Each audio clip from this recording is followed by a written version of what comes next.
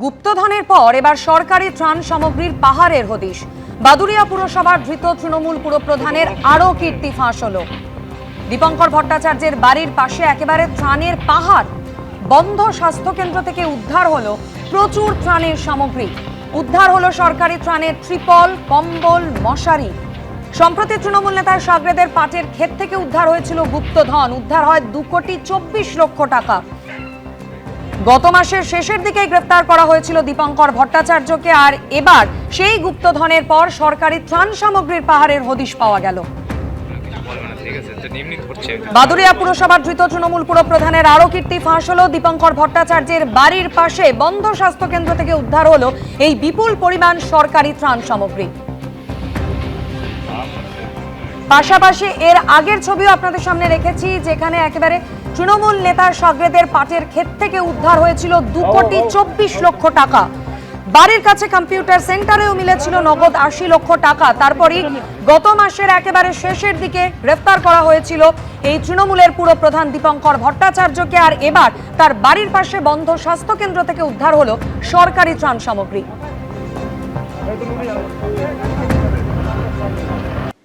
স্বরূপ বিশ্বাসের নিউ আলিপুরের ফ্ল্যাটে তাকে নিয়ে গিয়ে তল্লাশি চালালো পুলিশ। হদিশ মিলেছে ডিজিটাল লক লাগানো গোপন একটি ঘরের। সূত্রের খবর, ডিজিটাল লক খোলা যায়নি। প্রায় 4 ঘন্টা ধরে ফ্ল্যাটে তল্লাশি চালানো হয়। রাজ্যে পালাবদলের পর কার্যত ভেঙে চুরে গুঁড়িয়ে গেছে বিশ্বাস ব্রাদার্সের সাম্রাজ্য। মেসি কাণ্ডে অরূপ বিশ্বাসকে খুঁজছে পুলিশ। আগে গ্রেফতার হয়েছেন ভাই স্বরূপ বিশ্বাস। সোমবার স্বরূপের ফ্ল্যাটে তল্লাশি চালানো পুলিশ। হদিশ মিলল ডিজিটাল লক লাগানো গোপন ঘরের। স্বরূপ বিশ্বাসের বাড়িতে দীর্ঘক্ষণ ধরে তাকে নিয়ে তল্লাশি চালায় কলকাতা পুলিশ, এবং স্বরূপ বিশ্বাসের বিরুদ্ধে যে অভিযোগ উঠেছিল সেই অভিযোগের পরিপ্রেক্ষিতে কিন্তু বেলা 12টা থেকে প্রায় 4টে পর্যন্ত 4 ঘন্টা কলকাতা পুলিশের যারা রয়েছেন, দেখাবো একটা ছবিটা, সেই কলকাতা পুলিশের আধিকারিকরা তারা কিন্তু স্বরূপ বিশ্বাসকে নিয়ে দীর্ঘক্ষণ তার যে শাহপুর কলোনির ফ্ল্যাট, সেই ফ্ল্যাটে তল্লাশি চালায়। তৃণমূল জমানায় টালিগঞ্জের শেষ কথা। প্রাক্তন ক্রীড়ামন্ত্রী অরূপ বিশ্বাসের ভাই ও তৃণমূল নেতা স্বরূপ বিশ্বাসের অঙ্গুলি হেলনেই চলত স্টুডিও পাড়া। রাজ্যে পালাবদলের পর তার বিরুদ্ধে মুখ খুলতে শুরু করেছেন কলাকুশলীরা। একটা কথাই বলে যে তুমি চিঠিটা তুলে নাও, যদি না তোলো তাহলে স্বরূপ বিশ্বাস এবং বাপি মালাকার মিলে কিন্তু তোমাকে মার্ডার করে দেবে। ভাঙচুর চালানো হয়েছে বিশ্বাস ভাইদের সুরুচি সংঘে। স্বরূপ বিশ্বাসের বিরুদ্ধে তোলাবাজি, খুনের চেষ্টা, ভয় দেখানো, অপরাধমূলক ষড়যন্ত্রের অভিযোগে এবং অস্ত্র আইনে একাধিক জামিন অযোগ্য ধারায় মামলা রুজু হয়েছে। বৃহস্পতিবার রাতে গ্রেফতার করা হয় তৃণমূল নেতা স্বরূপ বিশ্বাসকে। সোমবার তাকে নিয়ে তার নিউ আলিপুরের শাহপুর কলোনির ফ্ল্যাটে যায় পুলিশ। কেন্দ্রীয় বাহিনী দিয়ে ঘিরে ফেলা হয় গোটা চত্বর। প্রায় 4 ঘন্টা ধরে স্বরূপ বিশ্বাসের ফ্ল্যাটে তল্লাশি চলে। হদিশ মেলে গোপন একটি ঘরের, কিন্তু সেই ঘরে লাগানো ছিল ডিজিটাল লক। সেটি খুলতে ডেকে আনা হয় এক চাবিওয়ালাকে। অটোমেটিক লক যেটা হয়, অটোমেটিক লক, অ্যাডভান্স লক করা, এটা আমরা হাতে তৈরি হয় না। আচ্ছা, ওটা মেশিনে তৈরি হবে, আর নাহলে ভেঙে চুরে বার করতে হবে। আচ্ছা, তো ভেঙে চুরে বার করতে হলে আমি পারমিশন না নিলে পাবো না। ওনার জানালাম কম্পিউটার লক হয়। হ্যাঁ, ভিতরে ঘরে। সেই সত্যি খোলা যায়নি ডিজিটাল লক, কিন্তু কি রয়েছে এই গোপন ঘরে? ডিজিটাল তালার আড়ালে কোন রহস্য লুকিয়ে? পাসওয়ার্ডই বা কার কাছে রয়েছে? স্বরূপ বিশ্বাসের গুপ্ত ঘর নিয়ে তৈরি হয়েছে ধোঁয়াশা। কি সম্পদ আছে ডিজিটাল তালা দেওয়া অত্যাধুনিক প্রযুক্তির ব্যবহার করে, কি এমন লুকিয়ে রাখা হয়েছে? এ তো খুললে পরে তবে বোঝা যাবে, তাছাড়া তো বোঝা যাবে না। তবে যা মাল মশলা তৃণমূল কংগ্রেসের নেতাদের বাড়ি থেকে বেরোচ্ছে, আগামী দিনে বাংলার যে ফিল্ম ইন্ডাস্ট্রি বা ওয়েব সিরিজ ইন্ডাস্ট্রি খুব ভালো চলবে। টলিউডে একের পর এক ওয়েব সিরিজ তৈরি হবে দেখে নিয়ে। সূত্রের খবর, তল্লাশির পাশাপাশি স্বরূপ বিশ্বাসের পরিবারের সদস্যদের সঙ্গেও কথা বলে পুলিশ। এখন সবার নজর গোপন কুঠুরির দিকে। কি বেরোয় সেখান থেকে সেদিকে। হিন্দলদের রিপোর্ট, এবিপি আনন্দ, কলকাতা। বারবার আবেদন করেও মেলেনি সুরাহা। এবার ইএম বাইপাসের ধারে অস্থায়ী তৃণমূল ভবনের বাড়িটি ফেরত চেয়ে থানার দ্বারস্থ হলেন মালিকপক্ষ। প্রগতি ময়দান থানায় দায়ের হলো অভিযোগ। মমতা বন্দ্যোপাধ্যায় জুলাই মাসে বাড়িটি ছেড়ে দেবেন বলে আশ্বাস দিলেও এখন কোনো নেতার সঙ্গে যোগাযোগ করা যাচ্ছে না বলে জানিয়েছেন বাড়ি মালিক মডার্ন ডেকোরেটার্সের মালিকের ছেলে। থানায় আমরা গেছিলাম ওসির কাছে গিয়ে আমরা এই যা বললাম, এই আমাদের এগ্রিমেন্ট ছিল, এই এগ্রিমেন্ট শেষ হয়ে গেছে, এখন অ্যাজ সুন অ্যাজ পসিবল আমাদের প্রপার্টিটা ছেড়ে দিলে আমাদের ভালো হয়। ভোটে হেরে রাজপাট গেছে। পরিষদীয় দলের রাশ বেরিয়ে গেছে মমতা বন্দ্যোপাধ্যায়ের হাত থেকে। লোকসভার বিদ্রোহী সাংসদরা এনডিএকে সমর্থন দেওয়ার কথা ঘোষণা করেছেন। ধাক্কার পর ধাক্কা খাচ্ছেন মমতা বন্দ্যোপাধ্যায়। এবার কি ইএম বাইপাসের ধারে অস্থায়ী তৃণমূল ভবনও ছেড়ে দিতে হবে তাদের? ঘর ছাড়া হবে ঘাসফুলের দল, কারণ সেই বাড়ি ফেরত চেয়ে পুলিশের দ্বারস্থ হয়েছেন মালিক পক্ষ। এদিন প্রগতি ময়দান থানায় অভিযোগ জানান তারা। আরও এক সংকটের মুখে তৃণমূল কংগ্রেস। গত 4 বছরেরও বেশি সময় ধরে যে ভবন থেকে তৃণমূল কংগ্রেস তাদের সমস্ত কার্যকলাপ করতেন, সেই ভবন এবার ছেড়ে দেওয়ার দাবি উঠল। আমরা আমাদের প্রপার্টি ফেরত চাই, মানে as soon as possible, so that আমরা ওখানে কিছু কাজ করতে পারি। শীর্ষ নেতৃত্বের সাথে নাম না বললে হলো, বাবা জানে, বাবাই ফোন করেছিল কিন্তু কাউকে ফোন পাচ্ছিল না। বাইপাসের ধারে এই বাড়িটি গত কয়েক বছর ধরে তৃণমূল ভবন নামে পরিচিত। ভোটের আগেও এখানেই আসতেন তৃণমূলের বড় মেজ সেজ ছোট সব নেতাই।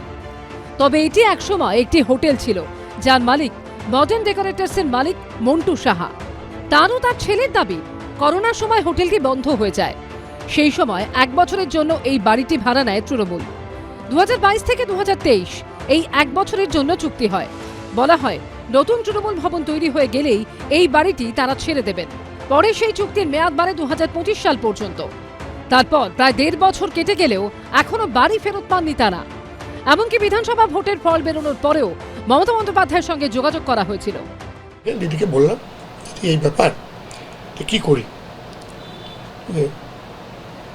দেখো আমি দেখছি। সন্ধ্যাবেলা আমাকে বললো যে ঠিক আছে, তুমি আমরা জুলাইয়ের মধ্যে খালি করে দেব। রবিবার অস্থায়ী তৃণমূল ভবনে গেছিলেন বাবা ছেলে। তাদের দাবি, ভোটের ফল বেরোনোর পর থেকে আর কেউ এই অফিসে আসেননি। বাড়িটির অবস্থা অত্যন্ত খারাপ হয়ে গেছে। এই অবস্থায় তাদের দাবি অবিলম্বে বাড়ি ফেরানো হোক, কিন্তু সরাসরি থানায় অভিযোগের প্রয়োজন হয়ে পড়ল কেন? 10-12 দিন ধরে আমরা কারোর সাথে কোনো কন্ট্যাক্ট করতে পারছি না। সেই প্রপার্টিটার মানে আমাদের তো মানে বাঁচাতে হবে। আমি পলিটিক্যাল কোনো উত্তর এখানে দেব না। কে ছাড়ছে না ছাড়ছেন আমি কিচ্ছু জানি না। আমি শুধু জানি যে আমার প্রপার্টিটা ছেড়ে দিলে আমার খুব ভালো হয়, so that I can start something new over there. এখন পুলিশ কোনো ব্যবস্থা নেয় কিনা সেটাই দেখার। উজ্জ্বল মুখোপাধ্যায়ের রিপোর্ট, এবিপি আনন্দ, কলকাতা।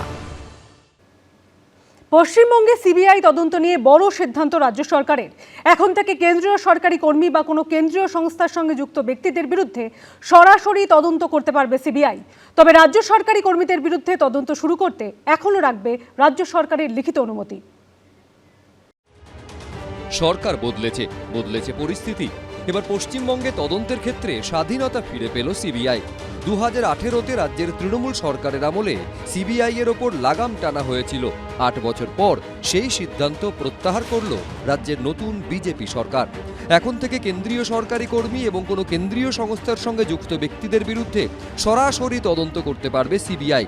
এর জন্য আলাদা করে আর কোনো অনুমতি নিতে হবে না ওই কেন্দ্রীয় তদন্তকারী সংস্থাকে। সিবিআই যত তদন্ত করছিল ভোট পরবর্তী হিংসার প্রত্যেক ক্ষেত্রে দায়িত্ব নিয়ে প্রশাসন, পুলিশ তারা সাক্ষীদের হস্টাইল করেছে, এফআইআর পর্যন্ত রেজিস্টার করেনি। অভিযোগ থাকা সত্ত্বেও কাউকে গ্রেপ্তার করেনি, বরঞ্চ যারা অভিযোগ করেছিলেন তাদের গ্রেপ্তারির ভয় দেখিয়েছিল। তো তদন্ত চলেনি, এবার চলবে।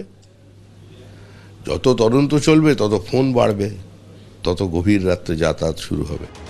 মমতা বন্দ্যোপাধ্যায়ের সরকারের আমলে একাধিকবার বিভিন্ন তদন্তে এ রাজ্যে বাধার মুখে পড়তে হয়েছিল সিবিআইকে। 2019-এর 3রা ফেব্রুয়ারি সারদাকাণ্ডে জিজ্ঞাসাবাদের জন্য কলকাতা পুলিশের তৎকালীন কমিশনার রাজীব কুমারের বাড়িতে যায় সিবিআই। যে ঘটনাকে কেন্দ্র করে নজিরবিহীন মোড় নেয় কেন্দ্র রাজ্য সংঘাত। সেই ঘটনার প্রতিবাদে মেট্রো চ্যানেলে ধর্নায় বসেন তৎকালীন মুখ্যমন্ত্রী মমতা বন্দ্যোপাধ্যায়। 2018 সালে তৃণমূল সরকার বিজ্ঞপ্তি দিয়ে জানায় অনুমতি ছাড়া এ রাজ্যে কোনো তদন্ত করতে পারবে না সিবিআই। এবার সে বিষয়ে সিবিআইকে ফ্রি হ্যান্ড দিল শুভেন্দু অধিকারীর সরকার। তবে রাজ্য সরকারের অধীনস্থ সরকারি কর্মচারীদের ক্ষেত্রে বদলাচ্ছে না নিয়ম। তাদের বিরুদ্ধে তদন্ত শুরু করতে এখনও লাগবে রাজ্য সরকারের লিখিত অনুমতি। রুমা পাল, দীপক ঘোষের রিপোর্ট, এবিপি আনন্দ, কলকাতা। এবিপি আনন্দ, এগিয়ে থাকে, এগিয়ে রাখে।